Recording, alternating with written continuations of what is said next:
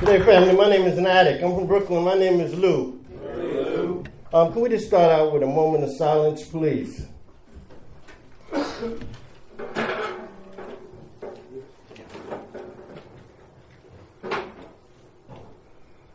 Thank you. That was in hopes that I present a clear message and that you hear a clear message.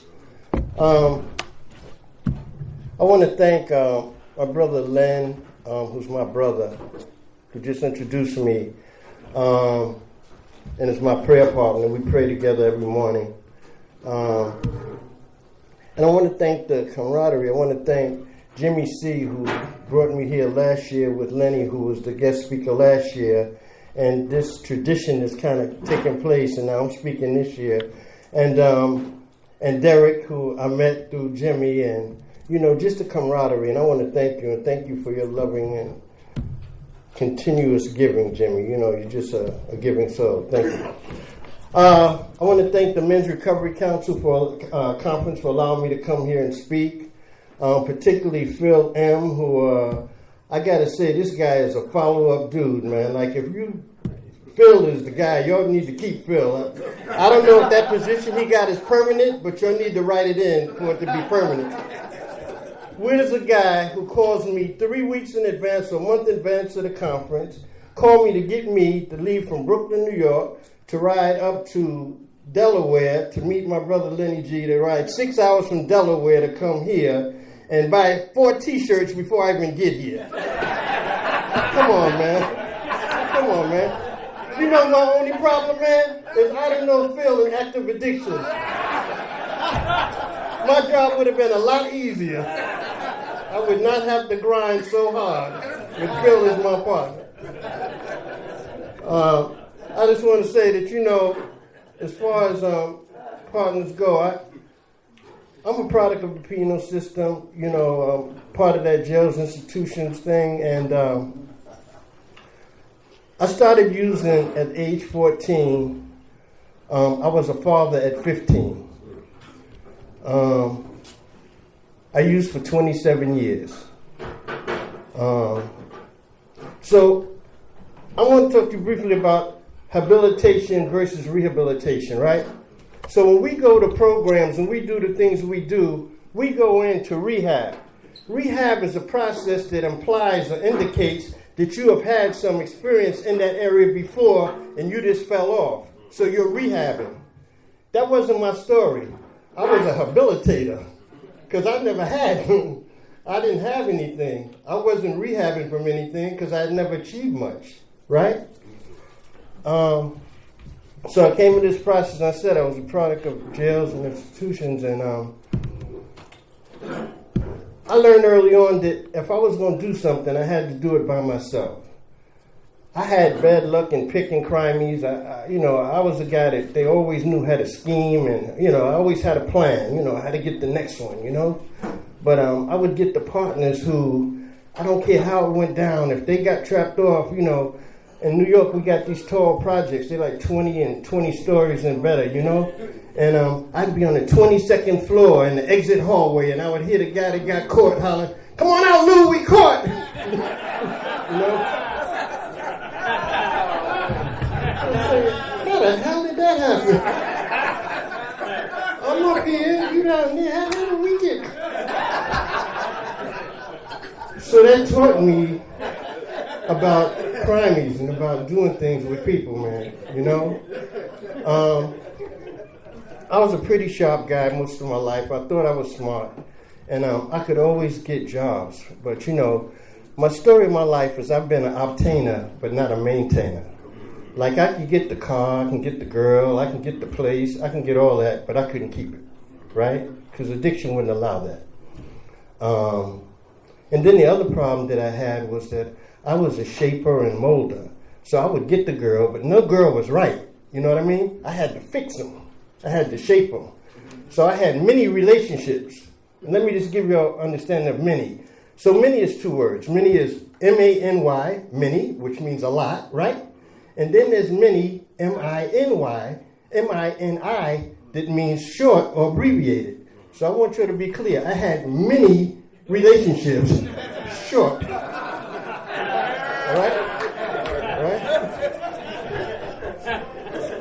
And they were short because I wanted to shape and mold somebody. Because what I have is when I'm least in control, I want to feel like I'm controlling what's in my environment. And so I would get a woman who I would try to shape and mold and fix and all that other good stuff, right? And I would get her right. She'd be there. You know what I mean? She'd be just what you wanted. And then she'd leave. Because I fixed her up good enough for somebody else. Because I couldn't maintain. I just couldn't maintain, you know? And I spent the rest of my life, you know, trying to find somebody right, not realizing that I had to be right to find somebody right. And I didn't get that down pat until I came into this process, right? So father at 15. I kind of grew up with my oldest daughter. I have 3 children. I have 15 grandchildren and 6 great-grand. I just want you to know I'm responsible today. Part of that responsibility is to me. So what I do is I leave in the end of November and I don't come back till January because I can't afford Christmas for all them damn kids. You know that? Find me a vacation spot somewhere. Go hang out for a little while. These damn kids want a game. They say they want a game, so I'm a sharp dude. They want a game. I'm going to go down and buy them Monopoly or... right? No, Grandpa. I want Grand Theft Auto. I went down to price Grand Theft Auto. It's a theft, all right, but it ain't going to be on me because I'm not buying no $60 game. You know what I mean? These kids' appetites are great and they're entitled, you know. We want to do what's best for the next generation, but that don't mean we're supposed to give them in excess. You know what I mean? Because if not, they're going to lose the value of what it's like to earn and to get for themselves. And sometimes because we didn't have it, we want to overindulge them. And then they become entitled and start looking at you like you're supposed to give. Like my 22-year-old son went to court with his mother. She's a CO. She's a correction officer. She gets mad money. She gets, the judge asked us to bring down this financial disclosure. I said, oh, this is my way out now because I don't make nothing. She makes everything. So she always brags to me because she's trying to, I don't know if she's trying to get back or get even. I don't know. Anyway, she calls me up and says, you know, I make $100,000. And I'm saying, well, why the hell am I paying child support? Right? So we bring these financial disclosures to court, right? And she brings up $120,000 to court. I bring my $38,000, right? And the judge says to me, I said, Judge, so obviously, since you've seen the disclosures, Judge, I guess I don't have to pay anything anymore, right? He said, sir, you're responsible for 17% until your child reaches age 22. I said, but my son sits around and smokes weed and orders stuff off the internet with no job. He said, and you'll continue to pay for that. He said, or your son can bring you to court. Your son can bring you to court for child support. And you're responsible for 50% of his medical. I thought about a hitman, but that's my son. It would be cheaper. That's my son, and I love him. That's my namesake, too, Louis Jr. I love that son. Tell you, he's work, man. But, so I never was able to get this process, man. You know, 15 years old, I came in here, misguided. I started using heroin. I started out using dope. I went to cocaine and eventually crack, and I was on methadone. I was on 2 different methadone programs. And I started out in New York when they had $2 bags of dope. And I didn't see where a $2 bag of dope could take me anywhere far because it's $2, right? And then I got fortunate. I went to work for a guy who started giving me bundles of dope. So I was good. And And I was going to these places in New York, you know, they got the L shops, Lee's, Layton's, and Lester's, and I was getting my clothes tailor-made, and I'd have a inside pocket for the dope stash, and, you know, and a nice black shirt and all this stuff, right? And long before I knew it, you know, I had a habit, and I didn't realize it. And this is where it started at, and I always remember the beginning. My mother has one sister, and my cousin is 2 years younger than I am. And but he was always much faster, and I got to say that. He was always much faster, streetwise, because his parent, his only mother, was alcoholic, and the father wasn't around. I had two parents who drank, but they worked, and they monitored me, and I couldn't get the kind of freedom he had to run the streets, so he was street savvy. He was about the streets, he knew it. So one day he was with his little crew, and they sitting around, and they doing something different from what I've been doing, and I've been seeing. And I said, "What you doing?" And I had a basketball. I'll never forget, I had a basketball in one hand and a container of milk in another. And they were shooting dope. I didn't know. I said, "Yo, what you doing?" He said, "You don't want to know about this, cuz you don't want to know about this." And my desire, I'm older, don't tell me what I want to know, what you're doing. He said, "Cuz I'm just telling you, anyway, cuz you can't do this if you do that." I said, "What are you talking about? I can't do this if I do that." He said, "You can't do this," showing me the syringe, "if you do that," pointing to my container of milk. And I looked at him, and I looked at the syringe, and I looked at the container of milk, and I went and threw the milk in the garbage. And that was the beginning. He gave me a skin pop of dope, and the game was on. I loved it from instant. And then he took me to his guy, and that's how I got the drugs, and things just started to go from there. Remember though, I'm an obtainer, not a maintainer.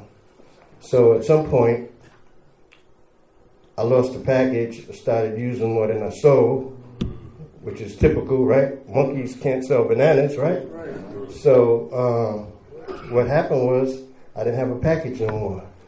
So the guys who used to see me in the neighborhood and tell me how fly I was looking and how good I was dressed, right? Guy came up to me one day and said, "Yo, look, I saw this dude down the street had on that same outfit you be wearing." It was the dope dealer. So he got all those outfits, right? And that's the way things continue for me, man. I just never could get this process. During the 60s, I did dope. Like I said, I was young, father at 15. In the 70s, I did cocaine. I thought I was a cocaine guy, you know, and then in the 80s, I smoked crack. And, you know, crack, like all bad marriages, end in divorce. Crack, she got everything, I got nothing, you know? And I remember it clearly, man, you know, like wanting to get clean but not knowing how. I didn't know anything about an NA at that time. You know what I mean? I had a job. I looked up. I had a job for the state. I worked for the family court. This is my position. I am what's called a transcribing, only because I knew how to type. So I went and got this job as a transcribing. They call my title a transcribing typist or something, or reporter. So my role was, at that time, people who went into parole and had sessions with their parole officer couldn't take any physical notes. So what they did was they hit a button underneath the desk, and the interaction between parole officer and parolee took place. And at the end of that, they would bring me that reel of tape, and then I would put it on my machine, put plugs in my ear, and then I would type what it said: parole officer, parolee, parole officer, parolee. Easy job, right? Because I was on dope. And I nodded a lot. At the end of the day, I had a lot of papers, had a name and 2 words. Parole officer, parolee. It's not hard to think whether or not I kept that job, right? And it was a pattern. I could always good job, man. I was obtaining, but I couldn't maintain it. I got a job for the New York City Transit Authority, and I just knew this was going to be my break, you know. First of all, I wasn't really supposed to get the job. What happened was, I went down for the job. I went down for the exam. They told me that there was a test prep school or someplace down there, and I went and did the test prep. I went down, and I was kind of sharp, like I said, and I went and took the exam, and I got 100 on the exam for TA. So I was like, yes, I'm good. So that year, 32,000 people took the exam for track. Out of 32,000 people that took the exam, 14,000 people passed the exam. And out of 14,000, my list number to go down was 478 out of 14,000. So now, they asked me something else. Go get a certificate of release of disabilities for the crimes you committed. I wasn't sharp, but I thought I was a criminal until I had to go get all of those papers. So when I came down with that stack of papers, I said to myself, I wouldn't hire me. Like, I know there's got to be all the money I spent to go to these courts to go. But I handed the papers to the lady. The lady then said, hold on, sir. So she went in the back, she came back to me and she says, we want you to write, why do you think we should hire you at the New York City Transit? Hey, I'm an addict. That was right up my alley. She could have asked me to write a thesis on how to be anything. Dear sir and madam, I sincerely apologize for the transgressions I may have committed in my life. I am extremely remorseful and demonstrated through all the things that I've done since then that I am a competent, responsible, respectful member of society, and this job will afford me the opportunity to prove that to be so. Handed her the paper. The woman went in the back. It took a minute. I said, I knew this was a thing. These people, me, all this stuff. The woman came back and said, Mr. Burns, welcome to the New York City Transit Authority. This was a little short, cute, stocky woman. Me and my dumb self, I grabbed her and picked up and started spinning her around. Put me down. So I said, I'm going to work for the Transit Authority. But there was a part to it that I forgot. So I'm waiting for a letter. They told me we'll call you or send you a letter for your physical. So I'm waiting for this letter. And at this time, this is one time in my life that I wasn't living at my parents' house. I had my own place. But all my mail always went to my parents' house because I was never stable enough to have any place that I could have somebody send mail to because I may not be there the next time by the time the mail get there. So I'm at my place and I'm with a female and we're doing everything we shouldn't be doing. I got cocaine and some alcohol and we're doing all this stuff. And I usually go to my parents' house. I worked at that time 6 days a week as a store manager. I mean, that's another job, but anyway. So I go to pick up the phone. My mom says, son, you didn't come by Sunday. I said, yeah, Mom was tired. I got caught up, I was doing my laundry. She said, well, that mail you was looking for came from the TA. I said, well, open it, Mom, read it, open it up. What? She opens it up, and it says, this is Monday. And she says, you have an appointment at 7:30 a.m. tomorrow morning for your physical. I'm looking at the girls, I'm looking at the drugs, I'm looking at the alcohol, and I'm saying, this ain't going to happen. So I tell her, I said, you got to go. So I put her out, and the brain starts clicking. Now, what could I do to pass a drug test? So everybody who I knew used. Listen, drug addicts don't hang out with choir boys. Let's be real, right? So everybody I hung out with used. But a genius thought came over me. So my friend, I remember that women, when they go on these trips, they take these little miniature dish bags with them. So I go to my friend's house, 2 o'clock in the morning, to ask him if he could wake his son up to urinate in the dish bag. And he does, amid a lot of resistance, but he does. And I go down there with this urine strapped to my chest, with the string down, coming down to my pants. So when I open up my zip, my pants, I could pull out the cord, squeeze it in the cup. I'm home, baby.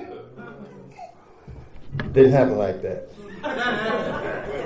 I go down there. The dude calls me in for the supervised toxicology. He said, okay, right here. I pull up to the urinal, and the guy literally does this. I said, excuse me? He said, okay, supervised toxicology, go ahead. Looked at him. I said, I'm sorry, I can't do nothing. I can't go right now. Stepped out. Came back figuring this would be part 2, so maybe he won't be so observant. Come back. Ready? I said, yes.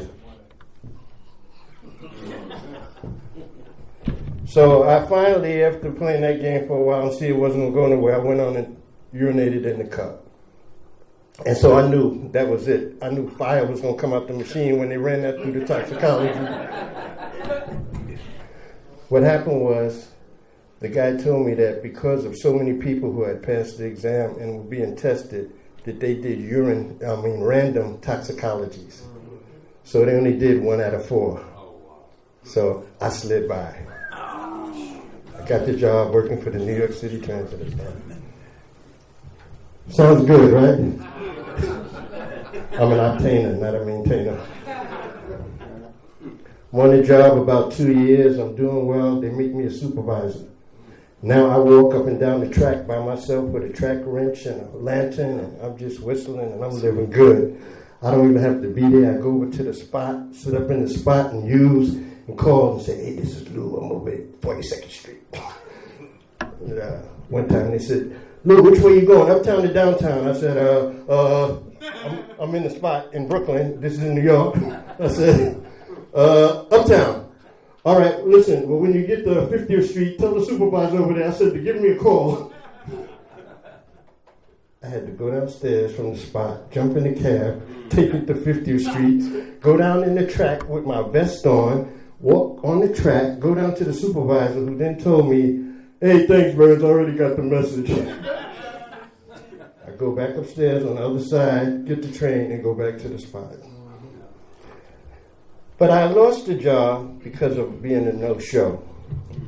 How I became a no-show is because I was a dope fiend, and a guy offered me a position to be the lookout at the dope spot. I'm talking about being irresponsible and irrational.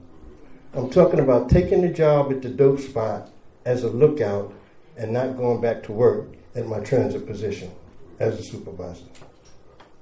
I'm talking about the ignorance of thinking that because I was a dope addict, I needed to be closer to the dope, so working at the dope spot was a smart move. And let me tell you something, how insanity grows and festers. So now I'm in front of the dope spot, and then they give me a job inside behind the door. So my rationale, I'm back to being a supervisor again, baby. I'm talking about being irrational.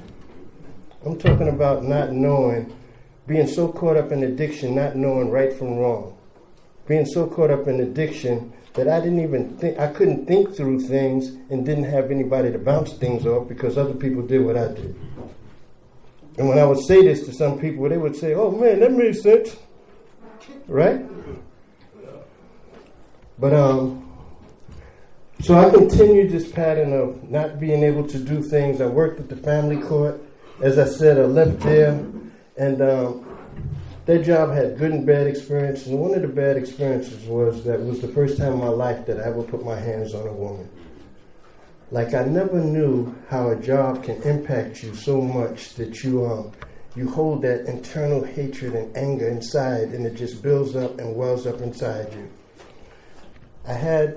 Every day I would come to work, I'd be in the elevator and I would hear a woman tell her daughter while she was putting her hair in little braids and making her look really young and cute, tell the judge how he beats you and he beats the kids and he drinks and he doesn't bring home any money. And I would hear these messages, and then the next day it would be a different scenario, and the next day, and all of these scenarios over and over again inside my head. Then I'm in the court one day, and the judge says to a guy who's explaining his case, the judge says to the guy, I decree for the spouse, which they call wife, and siblings, children, I decree that the amount for the wife and children will be $125. At this time, this guy made $250, which was a significant amount of money at that time. And the guy turned to the judge and he says, but I can't. Judge says, make that $150. And if you got anything else to say to me, you say it through counsel. And the guy turned to his lawyer and he said, and the counsel spoke to the judge and he said, Your Honor, my client will no longer be living at home. He has additional expenses. He has a vehicle. He has to pay rent where he's currently living at. He has to pay this. And the judge said to tell your client to get another job. So all of this was impacting me. I'm talking about this anger that's welling up inside of me. And I don't even realize how angry I'm getting about all of these scenarios I see and all of these things that are happening to these men. And so I get home and remember that woman who I impregnated, that girl at 15, I was his father. Well, she's at my house now living with my parents and myself. And she says to me, you didn't leave me money for the baby today. If you do that again, I'm going to take you to your job.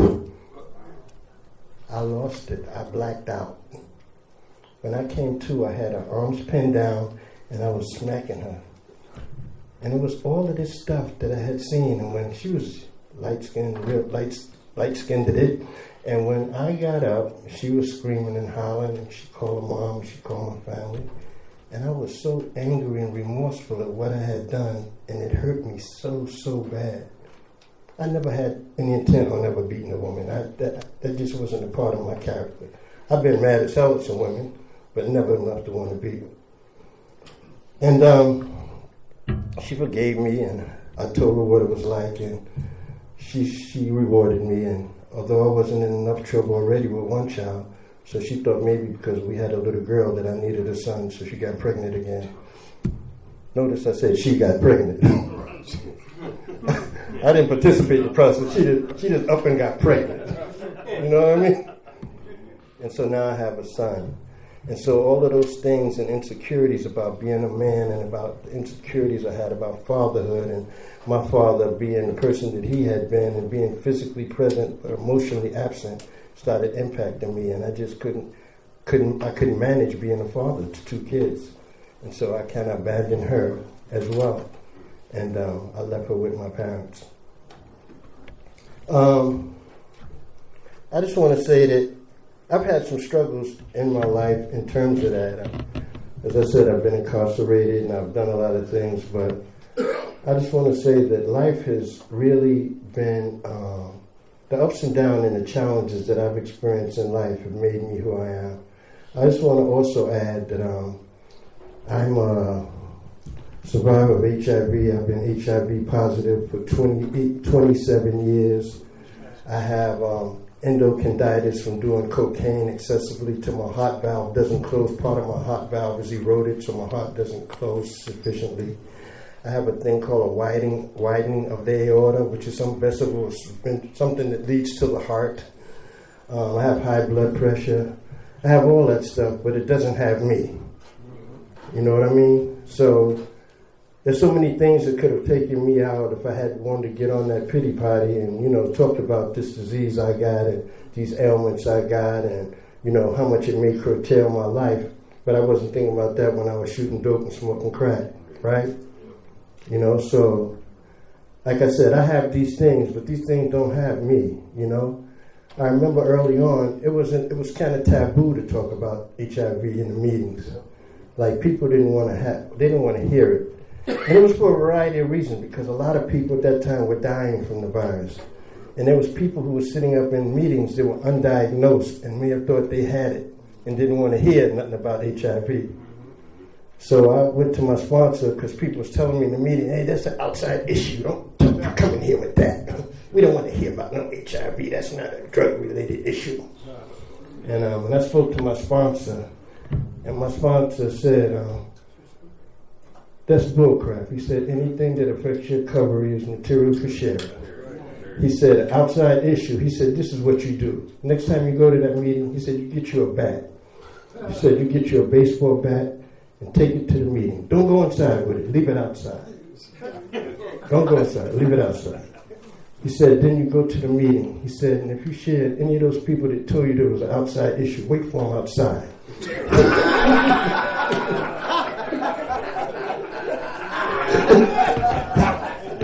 He said, bring up the back.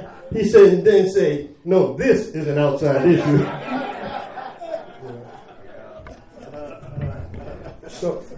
So I continue to learn. I belong to a book study, some real men to do some work on ourselves, man. And it was difficult as a man to get really transparent with other men, but we get down. We do this uncover so we can discover so that we can recover. And that's a process, man. That's a process. You know what I mean? It's a process for me to come into a place. As I said, I've been through these jails and these penal institutions and other stuff, right? And it's a process to come in here and have men hug you. You know what I mean? That was a process in the beginning. You know what I mean? But I've never been to such a loving, caring, sharing place in my life, man. And my concept at first, because I had burnt so many bridges and did so much wrong to so many people in my family, that my concept was I had to incorporate this concept of you can't be with the ones you love the ones you with. And that was the people right here in the rooms that nurtured me and held me and taught me and helped me come along, man. So I told you about all of that stuff that happened in my recovery, right? All of that negativity that led me to be filled with guilt and use more because of the guilt I had. Justified, I didn't know that since I've been here and finding out some things, I've not used as a result of any of the things that have happened to me here. I lost my parents. I lost both my parents. I'm diagnosed with the virus. I've been in and out of relationships that I lost. I lost cars. I've lost jobs. None of that can warrant me to use. None of that. Right?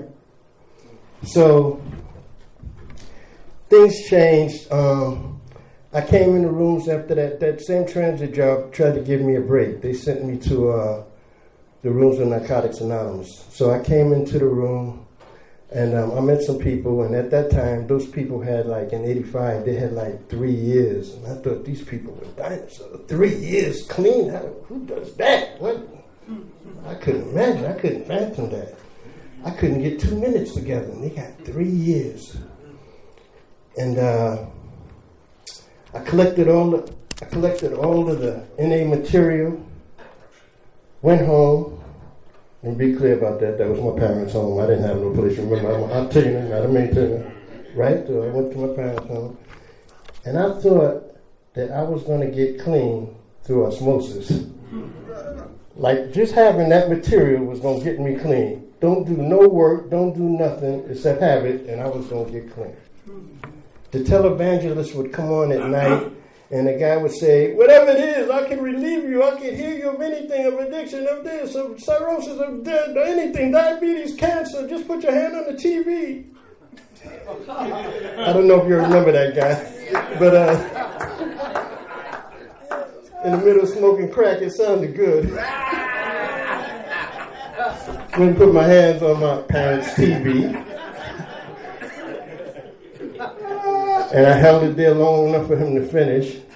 And then when he finished, I stayed there for another minute and hoped that it worked, and then went back to the couch and finished smoking my crack.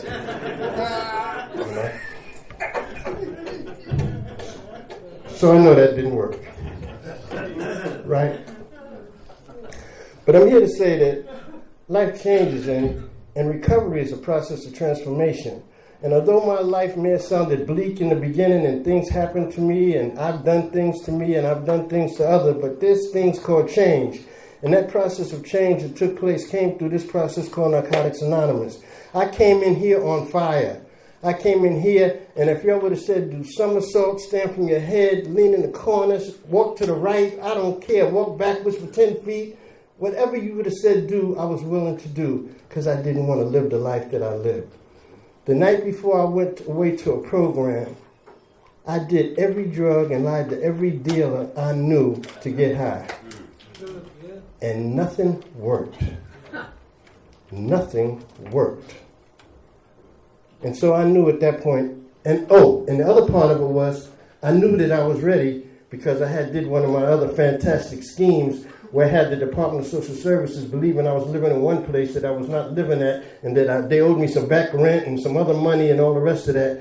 And the day with me to go get that money was that Monday, and my cousin who was working in the drug treatment program said, "Cuz, disregard the waiting list, everything. You come to the program, you coming straight in. You don't wait for nobody. You just call my name, tell them you're here to see me, and you're in." And that Monday, instead of going to get that money, I went to drug treatment.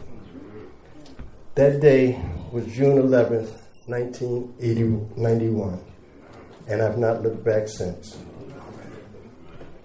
I hold that so close and near to my heart because, as I said, I came in here on fire. My mother was sick at the time, and I remember, saying that, I was going to get my life together because I was going to have my parents see me clean before they left this earth. And that was my goal, and I accomplished that, and both my parents died seeing me clean. My father, who had did some loan shark and some other stuff, had stashes all over the house, and I knew he knew I was clean because he told me where the stashes was at and told me, "Take care of your mama." Right. See, because in the beginning, I was a safe thief, and I need to be honest about that. I was a safe thief. You know what I mean? Safe thief? Not this guy who has this intricate system of turning tumblers and listening for the tumblers to click so that you can open the safe. No. I'm talking about the guy who snuck on his hands and knees and stole his mom's money out of a pocketbook late in the midnight hour. You know what I mean? Stealing from people who were safe to steal from in the beginning. So that's who I was. And so when my parents then got to a place where they were trusting me, and my father told me, "Look in the shoe." He had about 6 pairs of shoes that was the same kind. I said, "I want somebody." He said, "Look at the shoe, the brown shoe in the corner, turn to the right, lift it up this way." So I found all the stashes, and I took care of the bills, and I was responsible. And I remember seeing my father in the hospital and how his eyes shined when he saw me, and he saw that I was clean. And my mother, I was visiting her like regularly when she was home at first, and I was at the house and coming home clean all the time. And it just felt so good and so real. And I just asked God just to help me to stay that way. I spoke to my higher power consistently and say, "Please don't let nothing happen to turn me back the other way." And I started working, and as I said, I started getting decent jobs, and as I said, I was on methadone. I was on methadone and 2 programs. I had the nerve to brag about, in 1970, I was already a full addict. They opened up a methadone program in my community. And I was one of the first people at the methadone program, and I helped them take the chairs out the boxes. And I bragged to people about that. I helped them set up this program. What is that about? That's how attached I was to the disease of addiction. That's how attached I was to using. So anyway, as time went on, I went to school. I went back and I got an associate's degree and then a bachelor's degree. I got a master's degree. I got a master's degree from NYU, which is New York University, which is a prestigious upscale preppy Ivy League school. I graduated with honors. And then I got a postgraduate certification from another school that's equally as prestigious in family and couple therapy. And that's what I went on to do. So I got all these degrees, and things started opening up. So one of the jobs that opened up for me was I applied for this job as the administrator of the hospital. So the hospital administrator oversees the drug treatment program. I went there, I interviewed, they saw my credentials, I had about 8 interviews. Finally they called me in and said, "Mr. Burns, your start date is such and such," and I went to work. Let me tell you the irony of this all. Remember I told you I was on the methadone program? I was the administrator of the same drug treatment methadone program that I was on when I was active. 680 patients, 66 staff, I'm the administrator. One of the guys who was security, who had been working there for about 30 years or more, saw me when I came to the program. And he kept saying, I know you from somewhere. I know you from somewhere. He used to just always say that to me. He said, it's going to come to me, Mr. Burns, but I know you. I've seen you somewhere before. He didn't know I was the guy who they had to call the security on a couple times when I used to holler, you going to give me my methadone. Because they used to threaten me every week. Every week they used to threaten me that if I didn't come down and get if I didn't stop using or having dirty urines, that they were going to send me upstairs to the detox.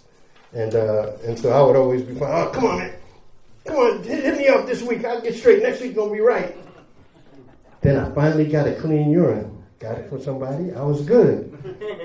My client counselor called me in and said, Mr. Burns, you did just what you said. You finally brought us a clean urine. But the part I'm trying to understand is, how did you get pregnant?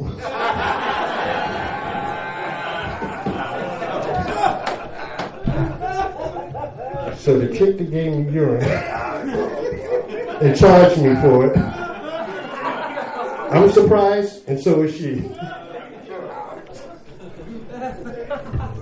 So I just want to say that life has been great since coming into this process.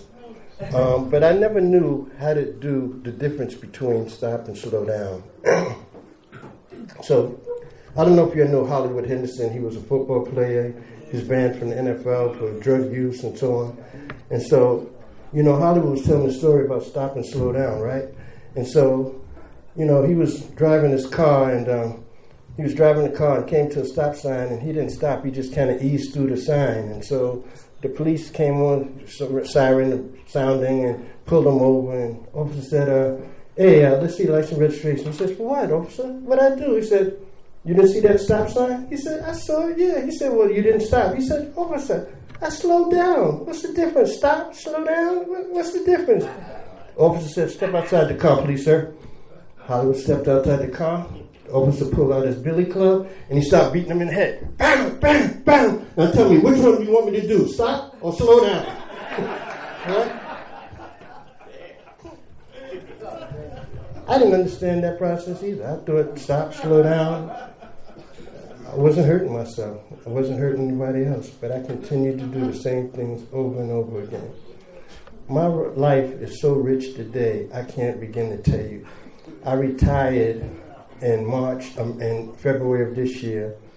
I'm not here to say I was one of those guys who retired from a job and did 20 years, and I heard somebody say 30 years and 20. No, I'm a guy who just retired from working, right? So I put all my little 5 years, 7 years, 3 years, whatever, but it amounted up to enough years for me to retire, and that's what I did. And my life has been great ever since, man. I can't say enough to everything that has happened to me in this process. Sometimes people say, you say crazy things, because I tell them that all the stuff that happened to me helped me to become who I am today. And had it not been that way, I don't know if I would have lived. I don't know if some of the things that happened to me, if there wasn't a higher power, somebody who was looking out for me and my interests, that I would be living and standing before you today. All of this is by the grace of the God of my understanding, because I couldn't have done this on my own. I couldn't have done this without you. All I got to say is, if you knew it in myself, keep coming. This process works. Get a running buddy. Get a network. Get some people who you can trust and you feel comfortable with, man. And let your guard down. Take a risk, because that's what this is. I remember taking risks. I went to a spot where you used to have to take and put your money in a bucket, and I used to sit up and stare at that damn bucket go up the wall and not wonder what was going to come back down in the bucket. I took a risk. I stuck my money through holes in the wall, through alleyways and through other places, and I took a risk, right? I had a place that had some drugs called the Best of New York, so I was going to go get the Best of New York. You had to walk up. There's two buildings together, both abandoned, 5-story buildings. The building had very few steps, so you had to walk up half the step, half the banister, half the side of the building, till you got to the 5th floor.